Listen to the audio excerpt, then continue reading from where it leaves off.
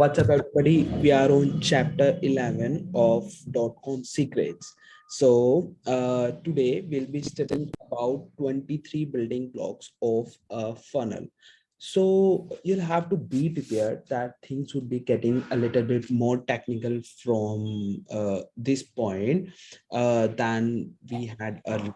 So we will now be studying more about funnels, how we build a funnels, the anatomy behind funnels, the sales messages on pages, how to attract people more towards your business, and how to make more money with the same product with same funnel and everything. So our focus from this point of time would be more on funnels, and things would be a little bit more technical than we had earlier.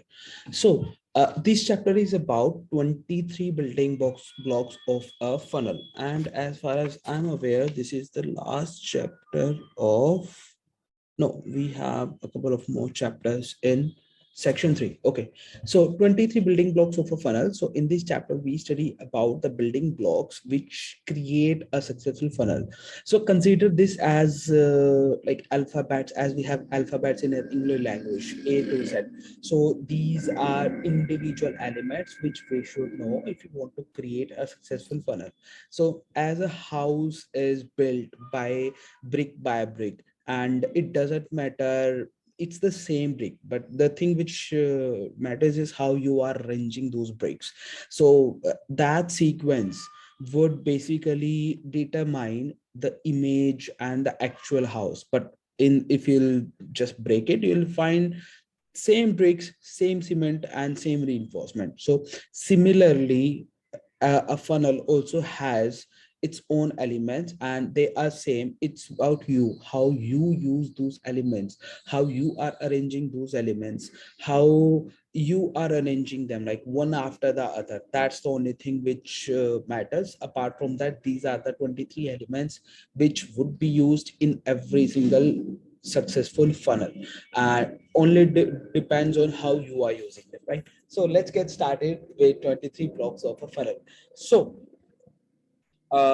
yeah, so on the first we have quizzes. So quiz, you might have done questions and answers like when we were in school, but how are quizzes used in funnels? So basically in quizzes we ask a couple of questions from our audiences, and with those questions we qualify those people. So suppose if I'm selling this book, right, only this book. So before I will start building my sales pages, I'll start writing down the pain points and pleasure points for my customers, right? So and then how I'll start creating the quiz.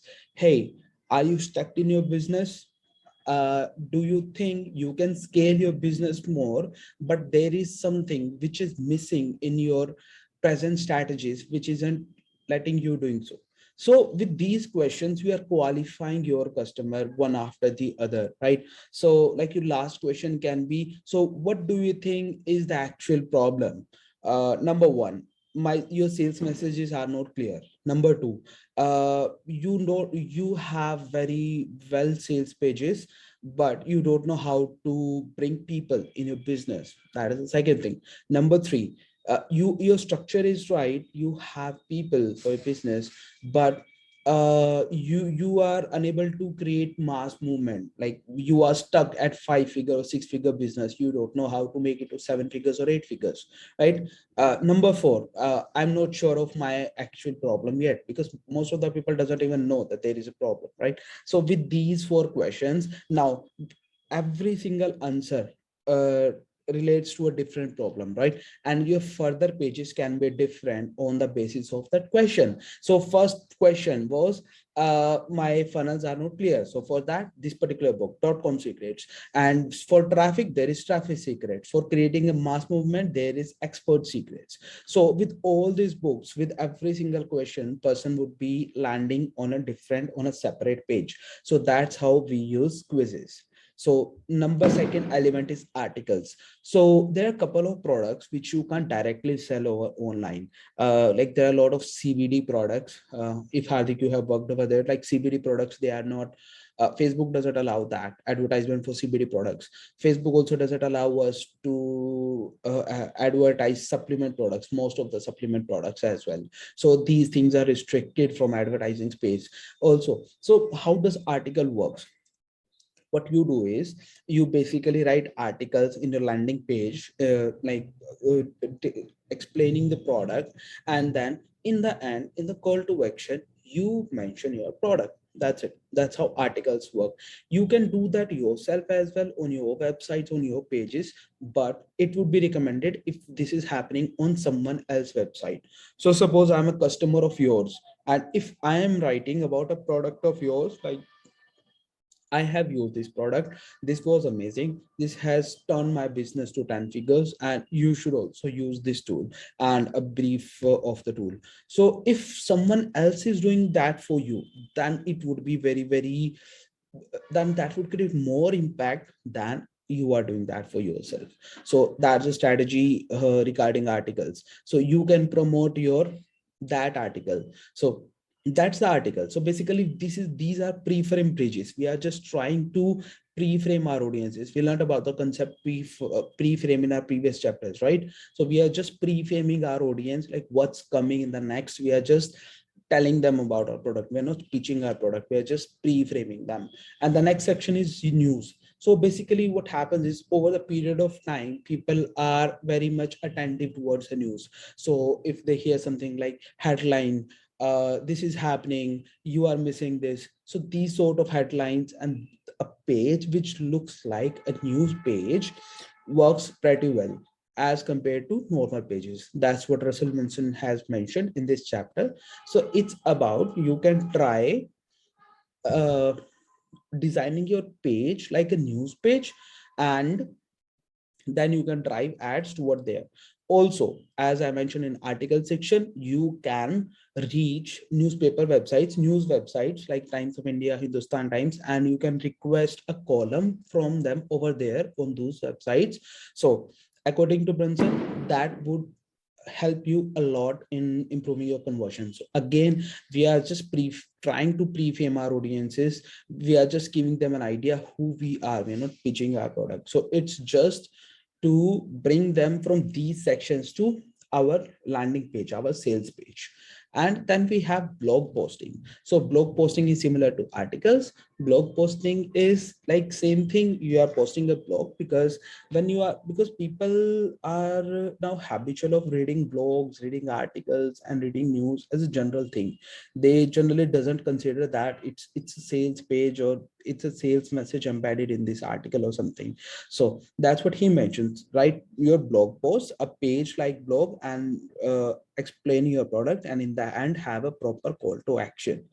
And also, if this is happening on someone else's website, like suppose if you have a blog and you are writing about me, that would be much more impactful than I'm writing on my own website, because social proof works. So that's how, that is also one of the pre-frame bridges. Then videos. So videos capture attention in a very easy way as compared to images and text. So videos, basically we call that video sales letters in marketing language. Video sales letter means usually you read advertising messages that are on paper, so those are called sales letters.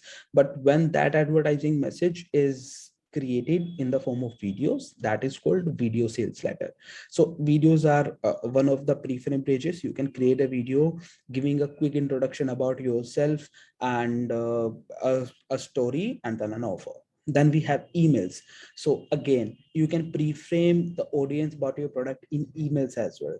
That can be in your emails, and that can be in someone else email list as well.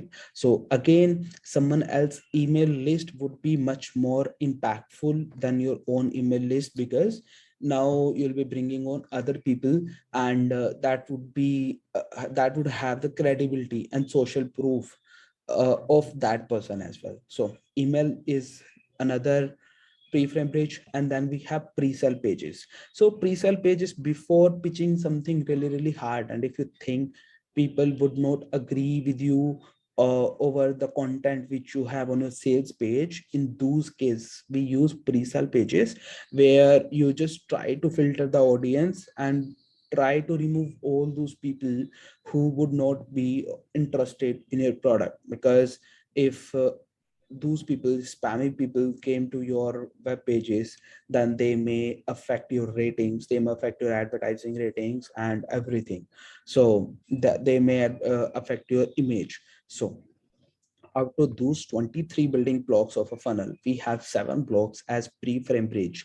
So it's about you, how you are using those elements. It's all about you. Like, these are just elements. As I mentioned, a building is created with the help of brick, mortar, reinforcement and wood. It's about you, how you are arranging all those things, and that arrangement would be deciding how the final building would be looking. So if you'll see the most beautiful building in your city and the worst building in your city, both have the same wood, same bricks, same cement. It's not about the elements. So these are the elements, these are going to remain same whatever you are doing.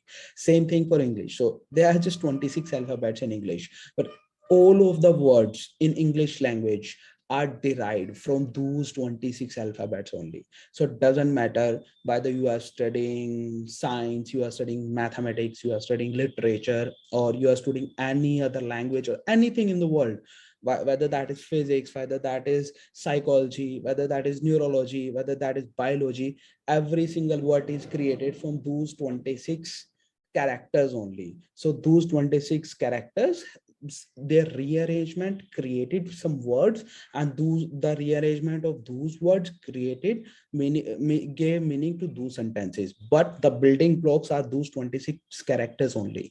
Similarly, these are the 23 elements of every funnel. So it's about how you are implementing them.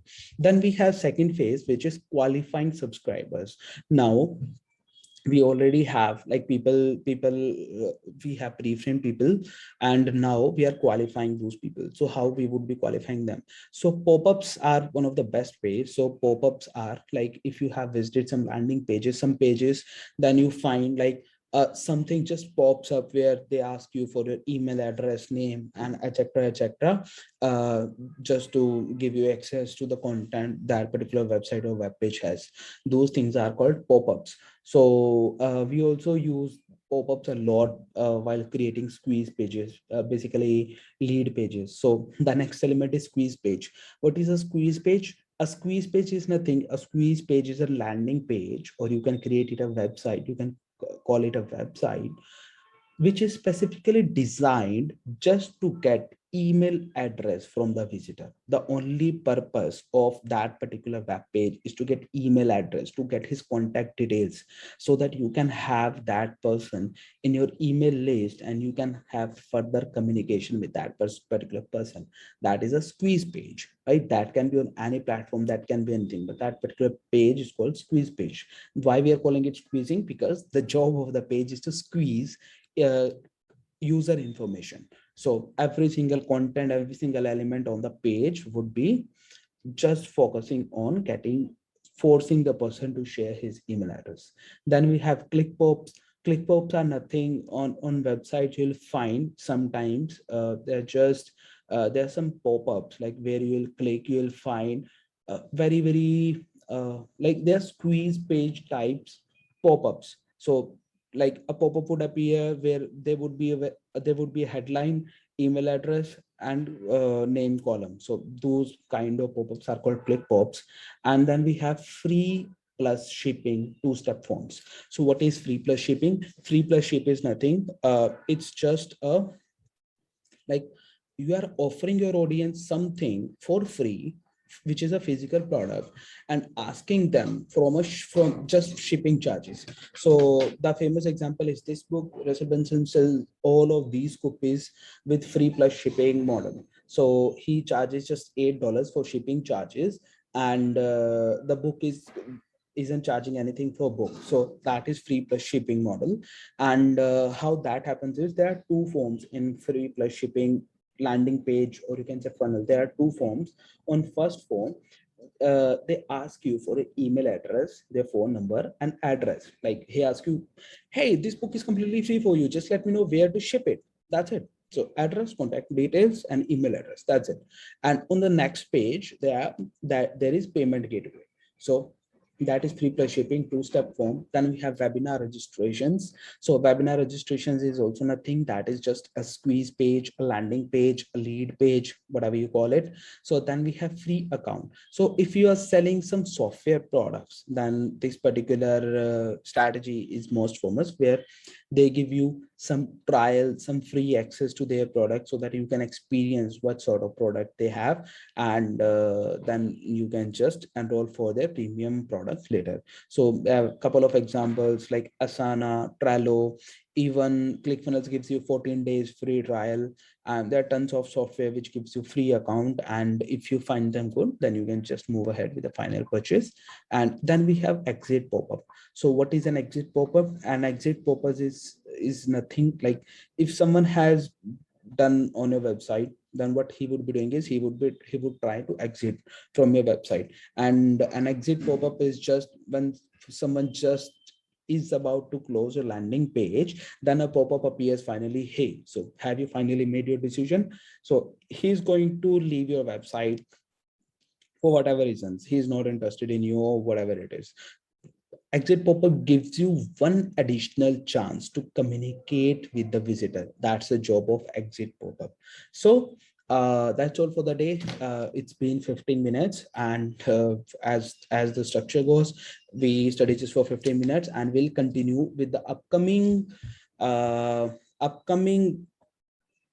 building blocks in the next session, which would be tomorrow, where we would be studying more about how we qualify buyers and how we identify hyperactive buyers. So these are the things we would be covering tomorrow.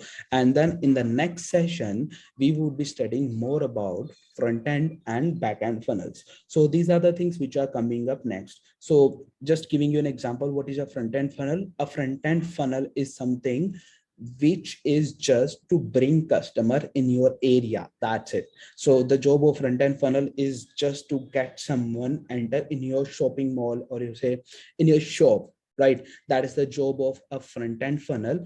And the job of back end funnel is to squeeze money out of that particular person's pocket. So that's the job of back end funnels. So we have front end funnels, middle end funnels, and back end funnels. So front end funnels, the purpose of front end funnels is just to liquidate your ad costs. Honestly, that is the main purpose of front end funnels. And middle end funnels and high end funnels, these funnels give you maximum profits and help you in making maximum money with your online or offline business. So these are the business strategies which are coming up next. So stay tuned. Before leaving, Hardik, Sahil, any question or anything if you want to share related to 23 building blocks of funnel? Anything? No, everything is fine. Great. No questions? Okay. No. Thank you guys. See you tomorrow, and we'll study further building blocks of funnel. Thank you. Have a good day. Thank you.